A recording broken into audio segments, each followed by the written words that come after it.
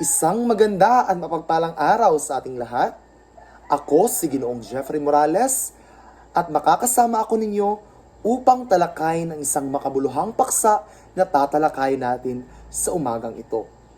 Paano nga ba natin malalaman kung ang isang test ay good test at bad test? Ano nga ba ang masukatan na gagamitin natin bilang mga guro upang maging standardized o upang dumaan sa isang masusing proseso ang ating mga test questions?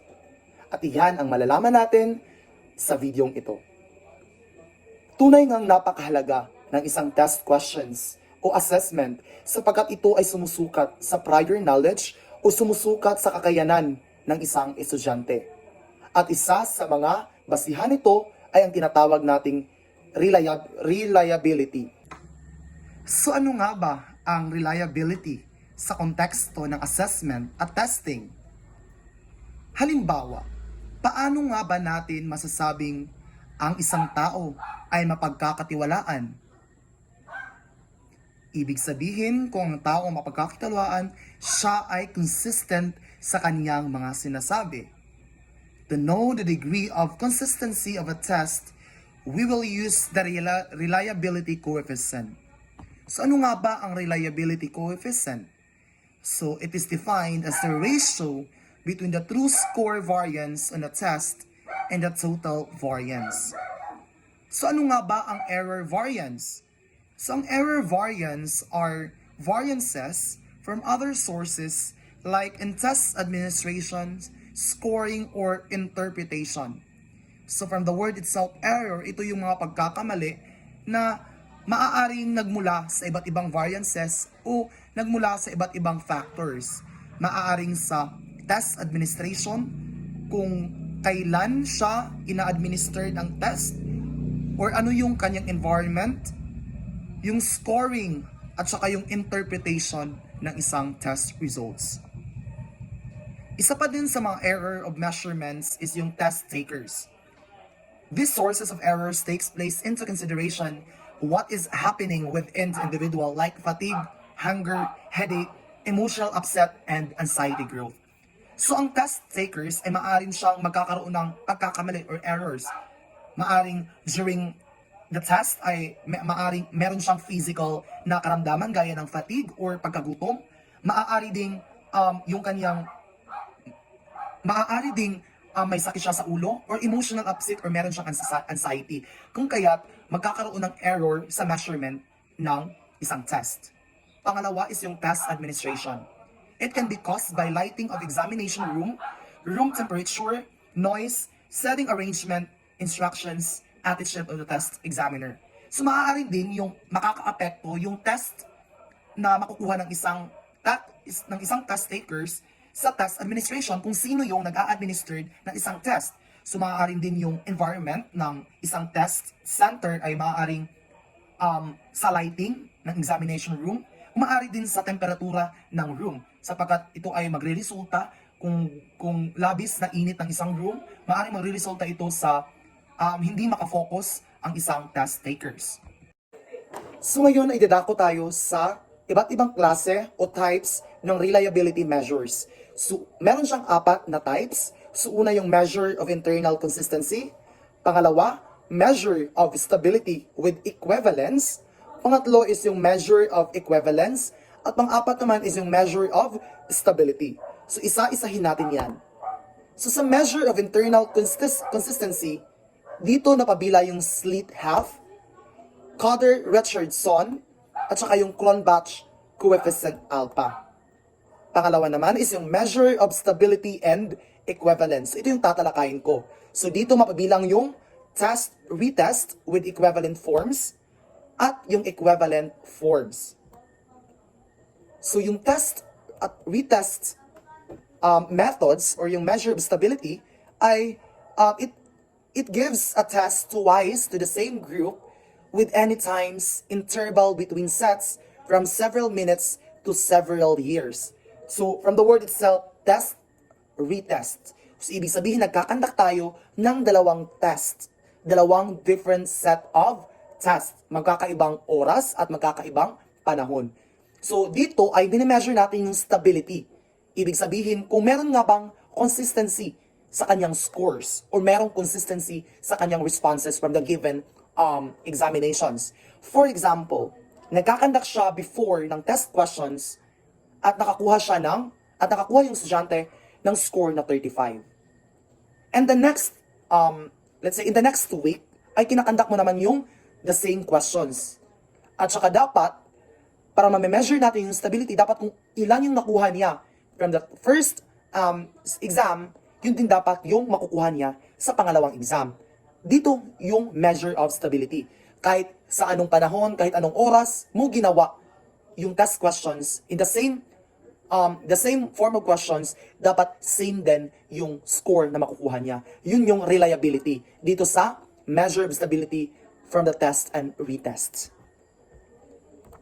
So sa retest reliability, it will measure the stability of the score between 2 points of time within the same participants. So dapat din, para malalaman mo yung consistency ng responses niya, same din dapat yung participant na i-involve dito sa test questions. So kung ilang yung score niya nakuha from the first examination, then yun dapat nakukuha niya in the next examination.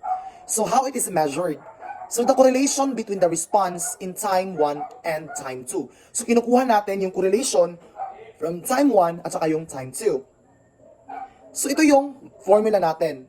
Ginagamit natin yung Pearson product moment correlation. So yung formula niya is, whereas N is equal to number of respondents in examinee, and let X is the score in the test from the test 1, and Y is equal to the score in the tests 2. So yung test at saka retest, para makuha natin yun, equals to N, the number of respondents, summation of XY, minus summation of X. So here is the formula to get the test and retest reliability. So R stands for, it is the statistical measure for person R. And N stands for the number of respondents or the examinees. And this sign means submission,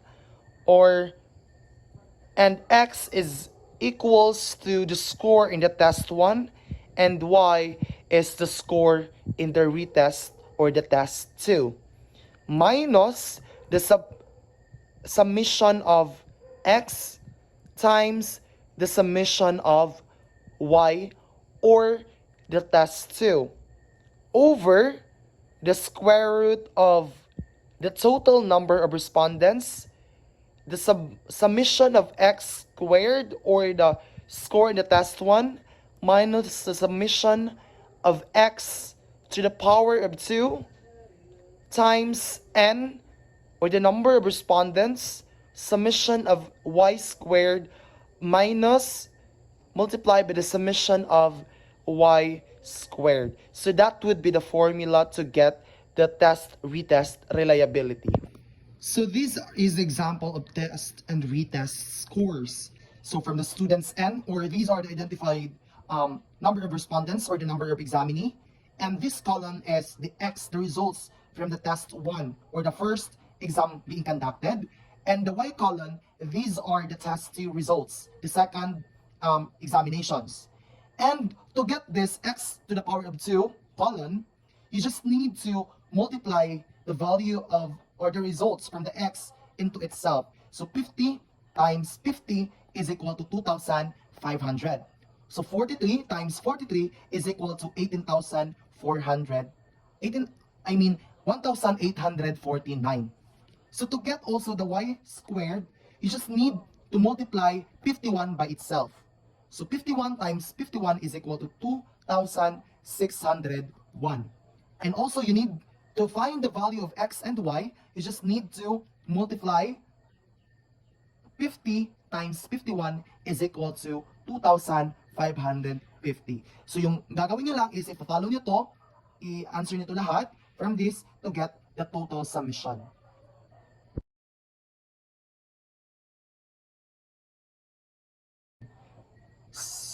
So kung tapos na natin makuha yung mga value ni x squared at i-value ni y squared at ni xy, yung next step natin ay i-add natin lahat siya. Kasi summation nga, i-add natin itong x, lahat ng value ni x. So presuming na lahat ng pag i-calculate natin ito, yung result niya ay 667. So kung i-add din natin ito lahat, yung result niya ay 670. At saka kung i-calculate natin ito lahat, yung results niya ay 30,817. At ito din ay 30,184. At this column ay 30,495. So yun yung second step na gagawin natin. So after that, so ngayon ay, since tapos na natin makuha yung mga values ng mga summation ng x, summation ng y, summation ng x squared, summation ng y squared, at saka yung summation ng xy, ngayon ay madali na lang natin mailapat yung mga value. So ngayon ito yung formula na gagamitin natin. So ngayon ay ilalapit na natin siya sa formula. So ito na yung magiging numero after mailapat natin yung mga values. Values ni x, values ni y, at saka yung summation ng x and y. So 15, 30,495 minus 677 at saka 670. Square root of 15 times 30,817 minus 677 squared times 15 times 30,184 minus 670 squared. So we just need to follow the PEMDAS method para makuha natin yung score or yung results. So ito na yung magiging results after natin makuha yung value. So 45,725 minus 45,350, 453,590. So ito yung value ni R. So in order for this to solve, ay i-follow natin yung PEMDAS method. So mag-una tayo sa parentheses, down to exponent, multiplication, division, addition, at saka yung subtractions. So pag matapos na natin makuha yung PEMDAS na method, ito yung magiging resulta.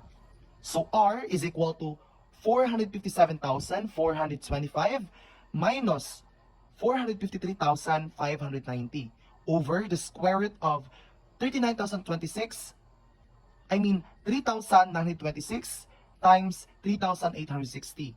So, ang results niyan is R is equal to 0.99. So, anong ibig sabihin ng 0.29? Ano yung classification niya? Based sa results, ibig sabihin lamang nito na mayroong consistency ng results ng examinations. So, ibig sabihin, pag mayroong consistency, mayroong reliability yung test questions. Sapagkat kahit man ginawa siya noon at gagawin siya ngayon, the same questions, the same group of people, or the same group of students, ay mananatili pa rin yung nakuha nilang scores. So, yun yung sa test and retest reliability. To sum it up, yung test and retest reliability ay kahit yung dalawang test ay i-administered in different scenarios, in different sets, ay makakuha pa rin sila ng mataas o yung same na grado o yung same na score.